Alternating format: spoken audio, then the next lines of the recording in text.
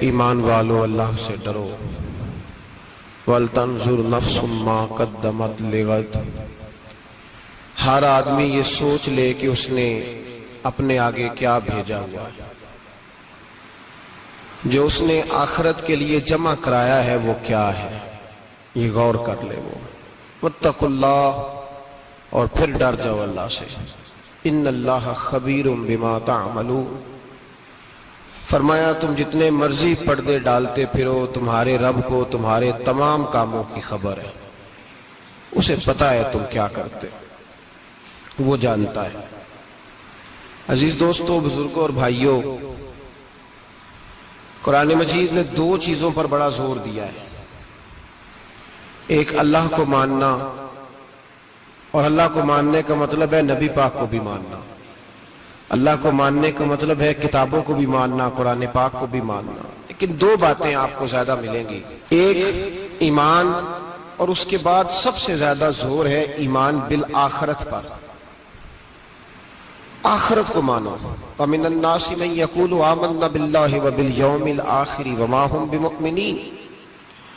اللہ فرماتا ہے کچھ لوگوں کا دعویٰ ہے کہ ہم اللہ اور آخرت پر ایمان رکھتے ہیں، حالانکہ وہ ایمان نہیں رکھتے، دعویٰ کرتے ہیں، نفاق کا مظاہرہ کرتے ہیں، منافقت کرتے ہیں۔ جو اللہ کو ماننے والا ہوتا ہے اس کا رنگ اور ہوتا ہے، جس کو پتا ہوتا ہے قیامت کے دن اللہ کے حضور کھڑے ہونا ہے، اس کے اعمال یہ نہیں مانتے، کہتے ہیں ہم مانتے ہیں، پر مانتے، دعویٰ ہے کہ ہم مانتے ہیں آخرت کو بھی اور اللہ کو بھی، پر نہیں مانتے۔ قیامت قائم ہونا ضروری ہے۔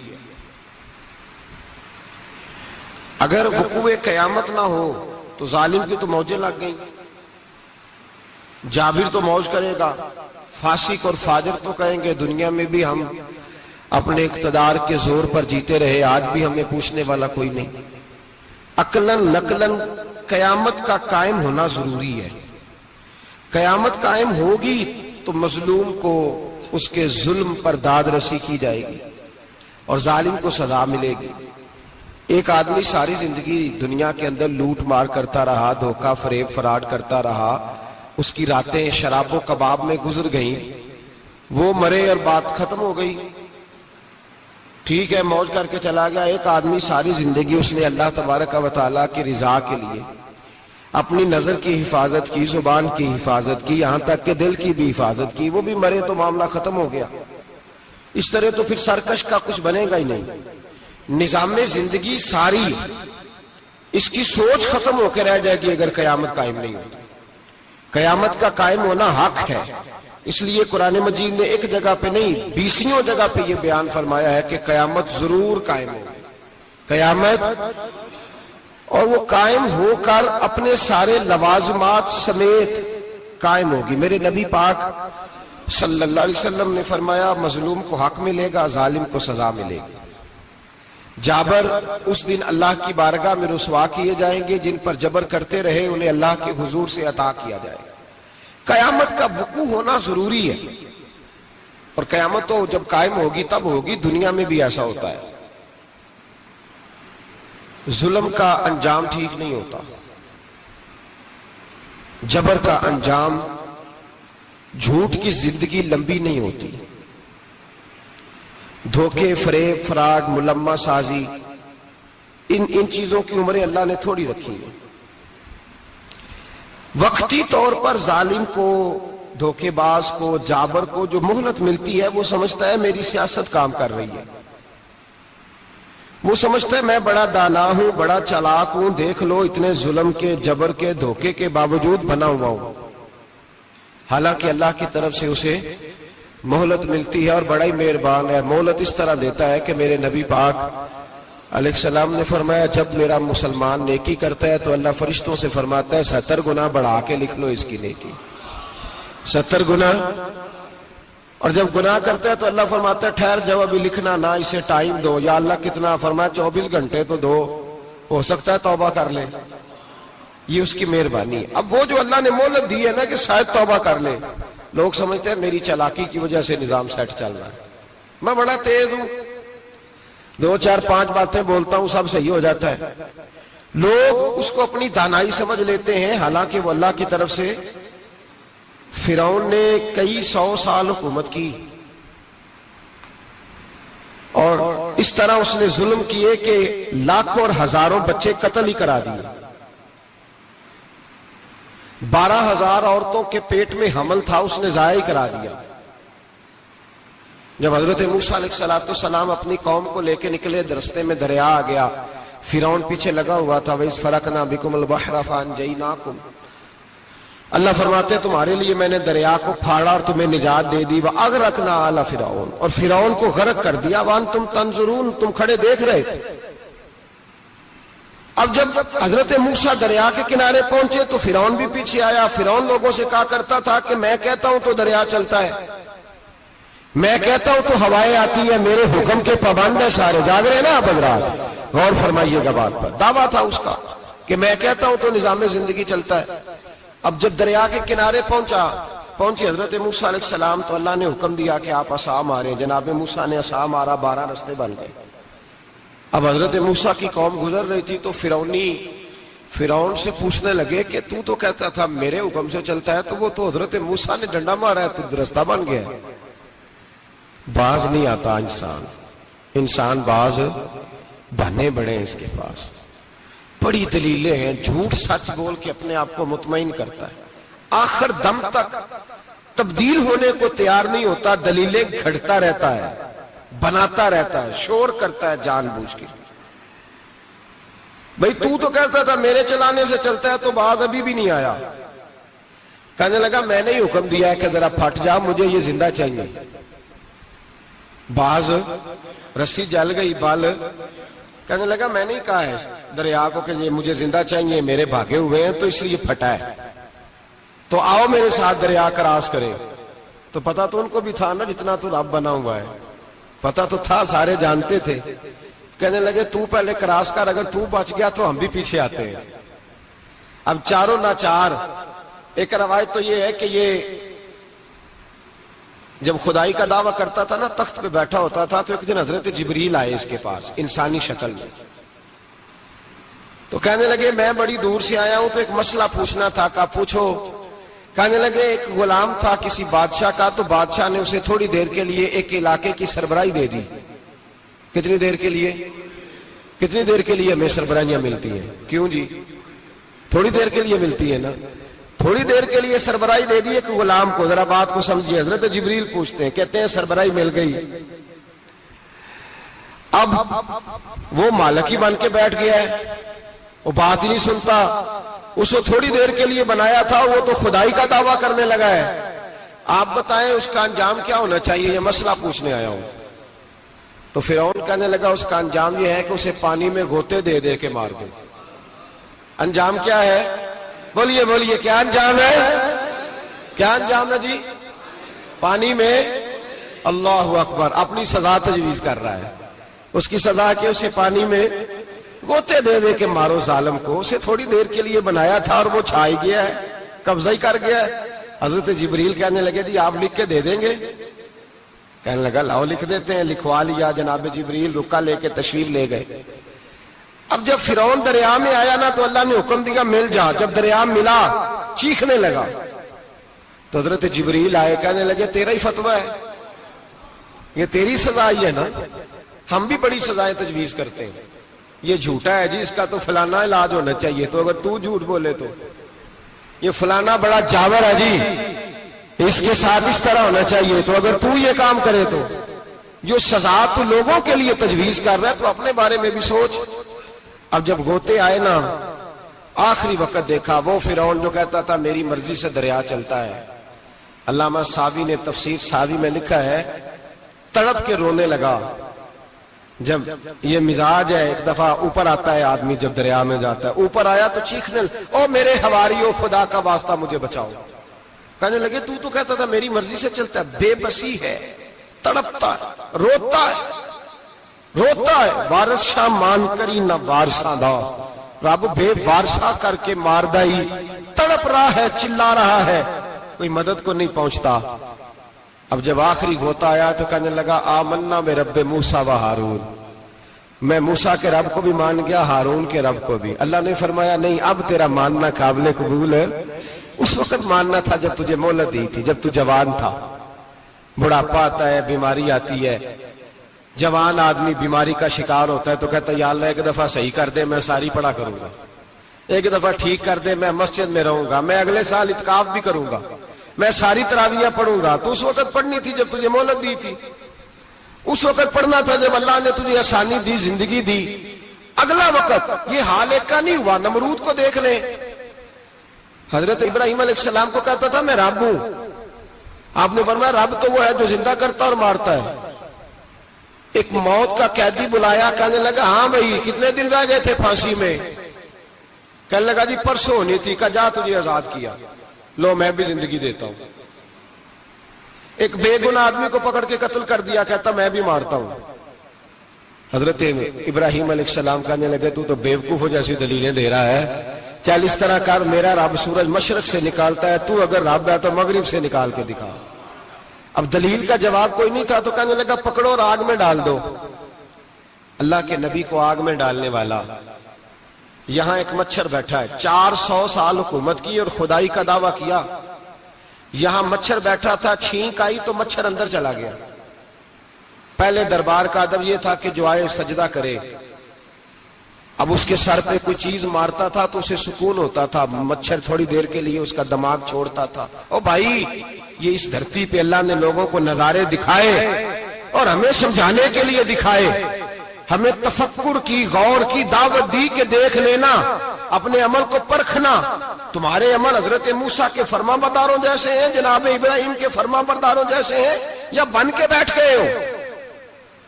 اب دربار کا ادب یہ ہے، بے بسی کا یہ حال ہے کہ جوتے لٹکتے ہیں دربار میں، جو آتا ہے جوتا کھینچتا ہے، اور ادب یہ ہے کہ 10 جوتے نمرود کے سر پہ مارو، اور 400 سال جوتے لگتے رہے۔ روتا تھا، جو آدمی آتا تھا منتیں کرتا تھا، کہتا تھا کہیں سے کوئی دوائی مل جائے گی۔ پاگلوں جیسی زندگی گزاری، پاگلوں جیسی سخت۔ وہ تو حساب، وقوع قیامت تو حساب ہوگا ہی۔ یہاں لوگ پاگل ہو کے مرتے ہیں، معاذ اللہ، نفسیاتی مریض ہو کے مرتے ہیں۔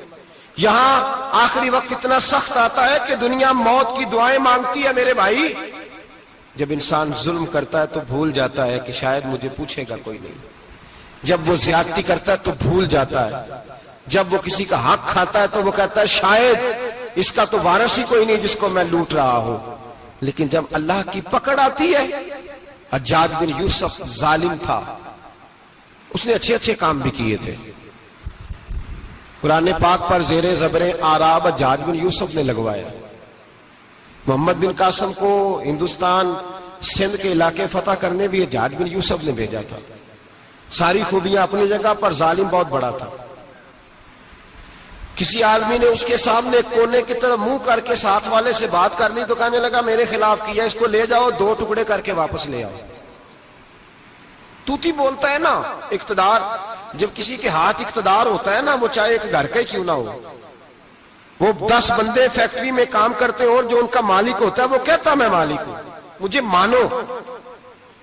جب تو صاحب اقتدار ہوتا ہے نا، جب تو سسر بن کے بیٹھتا ہے اور کسی غریب گھر کی بہو آتی ہے 2-4 تو کہتا میرا اقتدار ہونا چاہیے، جب میں کھانسنے لگوں تو ہر آدمی کے ہاتھ میں ٹشو پیپر ہونا چاہیے، جب میں بولنے لگوں تو بندھے ہوئے ہاتھوں سے ہر آدمی جی جی کرتا ہوا کھڑا ہونا چاہیے۔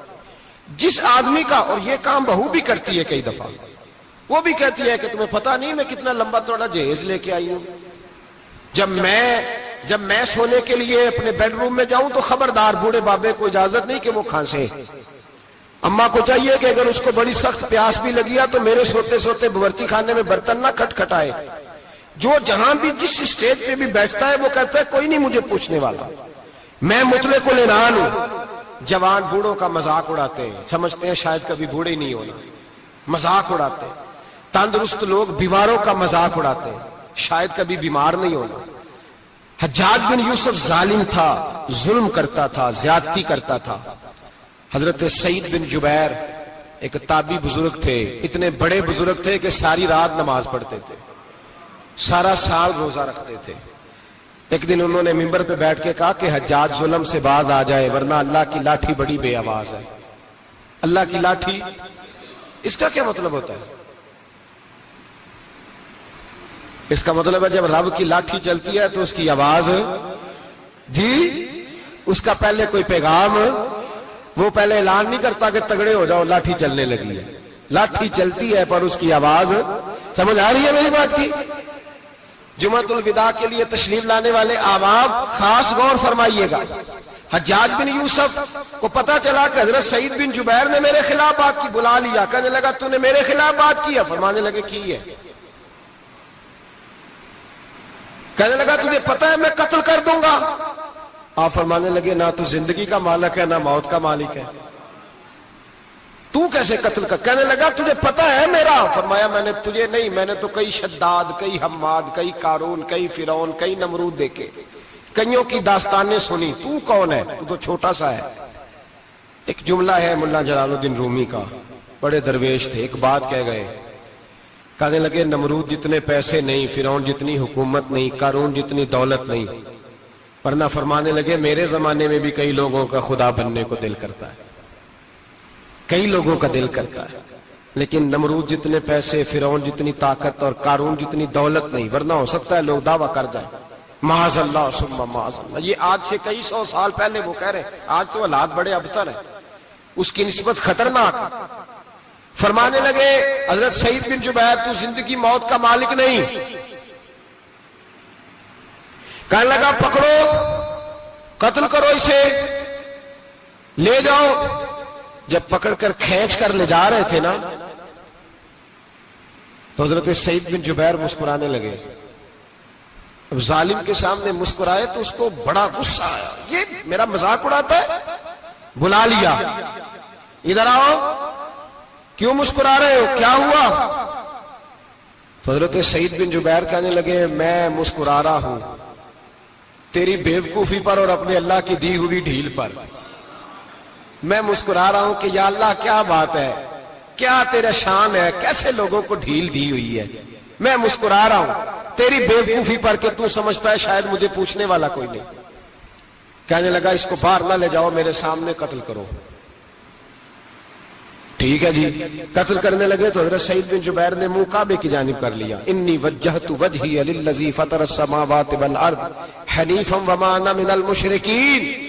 جب آپ نے یہ آیتیں پڑھی نا کہ میں نے منہ کر لیا ہے اپنے رب کی جانب، کرو مجھے قتل، کہنے لگا نہیں نہیں، اس کا منہ پھیرو، کعبے کی طرف ہو کے قتل نہ ہو، ہے ظالم پر پاگل ہو گیا ہے۔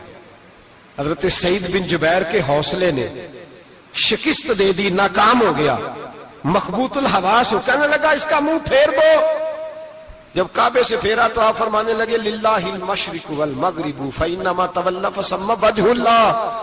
اللہ فرماتا ہے تو مشرق اور مغرب سارا ہی اللہ کا ہے، جدھر بھی منہ کرو گے ادھر اللہ ہی اللہ ہے، جدھر بھی منہ کرو گے ادھر اللہ ہی اللہ ہے، چاروں جانب۔ پھیر دے جدھر منہ پھیرنا ہے تو نے، پھیر دیا منہ۔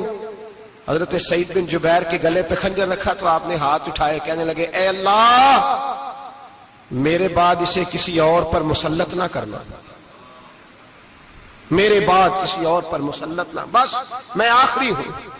جب آپ ذبح ہوئے تو اتنا خون نکلا کہ لوگ کہتے ہیں جتنا اونٹ کے وجود سے نکلتا ہے، تر ہو گیا سارا اس کا دربار۔ ایک سمجھدار آدمی کو بلا کے کہنے لگا اتنا خون میں نے بڑے بندے قتل کرائے ہیں پر اتنا خون نہیں نکلا۔ تو وہ کہنے لگے لوگ مر جاتے ہیں، مرتے وقت ڈر جاتے ہیں، سہم جاتے ہیں، خون سکڑ جاتا ہے، لگتا ہے یہ شخص جب دنیا سے گیا ہے تو ڈٹ کے گیا ہے، یہ ڈٹ کے گیا ہے دنیا سے۔ حجاج بن یوسف رات کو سویا تو تڑپ کے اٹھا، کیا ہوا؟ گھر والے کہنے لگے کیا ہوا؟ کہنے لگے سعید بن جبیر خواب میں آئے اور کہتے ہیں اٹھ مجھے بتا تو نے مجھے کیوں قتل کیا، بتا کیوں مارا؟ اگلی رات پھر سویا تو وہی خواب، پھر سویا تو وہی خواب۔ گناہ نفسیاتی مریض بنا دیتا ہے، ظلم تجھے مخبوط الحواس کر دیتا ہے۔ جب تو زیادتی کرتا ہے تو اللہ فرماتے ہیں کہ تو اللہ کو بھولتا ہے، اللہ تجھے اپنا آپ بھلا دیتا ہے، پھر تو بھول جاتا ہے، پھر تو سیدھے رستے پہ چلتا ہے پر بھٹک جاتا ہے، پھر تو صحیح رستوں کا تعین کر کے بھی گمراہ ہوتا ہے، پھر تو روز وہی گاڑی چلاتا ہے پر اب جب تو بریک لگاتا ہے تو نہیں لگتی۔ جب گناہوں کے ساتھ تو مخبوط الحواس ہوتا ہے، تو روز وہ کاروبار کرتا ہے، لیکن جب تیرے گناہ تجھے گھیر لیتے ہیں پھر اسی کاروبار میں تو نقصان اٹھاتا ہے۔ حجاج بن یوسف تڑپتا ہے، روتا ہے، یہاں تک کہ بیمار ہو گیا، پیٹ میں درد ہوتی ہے، پتہ نہیں کیا ہوا، تکلیف ہوتی ہے، پتہ نہیں، سارے حکیم، طبیب، ڈاکٹر، کوئی نہ سمجھ سکا کہ بیماری کیا ہے۔ جو بیماریاں خدائی ہوتی ہیں ان کا لوگوں کو پتا، جو آزمائشیں رب کی جانب سے ہوتی ہیں وہ ڈاکٹروں کے ہتھے نہیں چڑھتی، جو تکلیفیں اللہ دیتا ہے ان کا حکیم طبیب علاج نہیں کر پاتے، مشکل، اور شفا اسی وقت ہوتی ہے جب اللہ دینا چاہے، اور جب رب بھی دینا نہ چاہے تو بڑے بڑے ڈاکٹر کہتے ہیں کہ ہمارے بس کی بات نہیں رہی۔ بغداد سے حکیم آئے، پیٹ دیکھا، کہنے لگے نہ تیرے معدے میں کوئی دقت ہے، نہ تیرے جگر میں، نہ کسی اور جگہ، ماجرا کیا ہے؟ ایک آخری علاج ہے، آخری، وہ کیا؟ گوشت کا چھوٹا سا ٹکڑا دھاگے کے ساتھ باندھ کے منہ میں ڈالا، اور پھر ایک باریک سا تنکا لے کے اس کو اندر ڈالنے لگے گلے میں۔ وہ گوشت کا ٹکڑا جب حلق کے اندر اتر گیا، اس حکیم نے واپس کھینچا تو کیسے ایسی بدبو آئی جیسی کبھی سونگی نہ تھی۔ جانور، کیڑے مکوڑے لگے ہوئے باہر نکلے، اور جب دیکھا تو جتنے محل میں لوگ بیٹھے تھے چلاتے ہوئے نکل گئے کہ یہ کیا مصیبتیں ہیں۔ حکیم بھی اٹھ کے دوڑنے لگا، کہا تجھے کیا ہوا؟ کہنے لگے حجاج تیری بیماری زمینی نہیں، تیری مصیبت زمینی نہیں۔ کہا میری مرض تک تم کیوں نہیں پہنچ پا رہے؟ تو کہنے لگے لگتا ہے تو بد دعا کا مریض ہے، لگتا ہے تو ظلم کا مریض ہے، تو جبر کا مریض ہے۔ تڑپتا رہا، سسکتا رہا۔ ایک وقت وہ بھی آیا کہ گھر والوں نے کمرے میں بند کر کے تالا لگا دیا، دیوار سے ٹکرے مارتا۔ او بھائی، جو گناہوں کے بیمار ہوتے ہیں انہیں شفا نہیں ہوتی، جو ظلم، جبر، بربریت کے بیمار ہوتے ہیں انہیں سکون قلبی میسر نہیں آتا۔ دوائیاں ان بیماریوں کی بنی ہوئی ہیں جو بیماریاں زمینی ہیں، جو بیماریاں خوراک کی بد پرہیزی سے ہوتی ہیں، جو گناہوں کی بد پرہیزی سے ہوتی ہیں، ان کی بیماریاں، ان کی شفا توبہ ہے، ان کی شفا رجوع اللہ ہے، ان کی توبہ اللہ سے معافی مانگنے سے شفا ہوتی ہے۔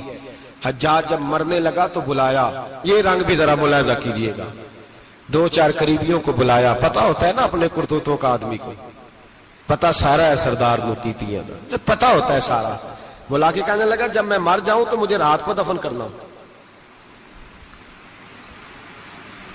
کیوں بھائی، عورت ہے؟ کہنے لگا نہیں، رات کو دفنانا۔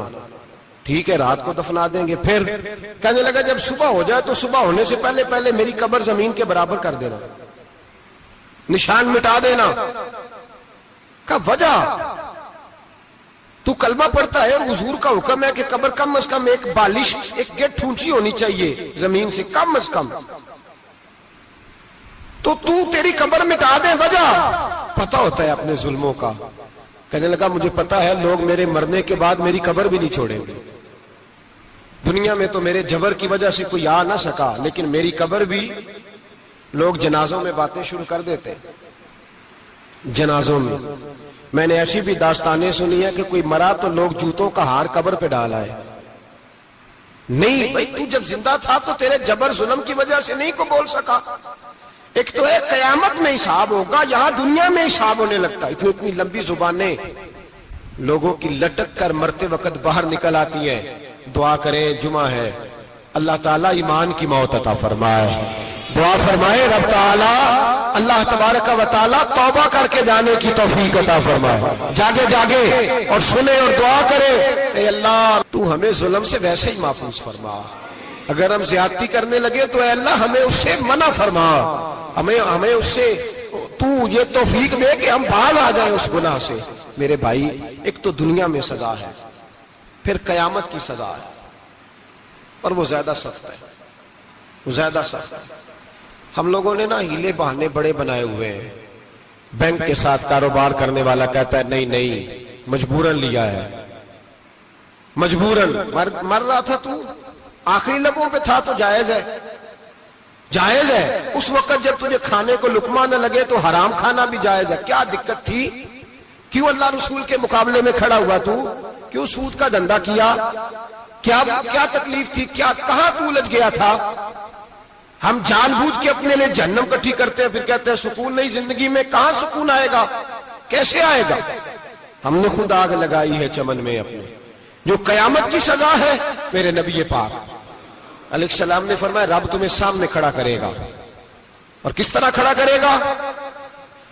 فرمایا لوگوں کے وجود سے کپڑے اتر جائیں گے, زمین اس طرح دہکے گی جس طرح تانبا زمین پہ رکھا جائے اور آگ جلائی جائے.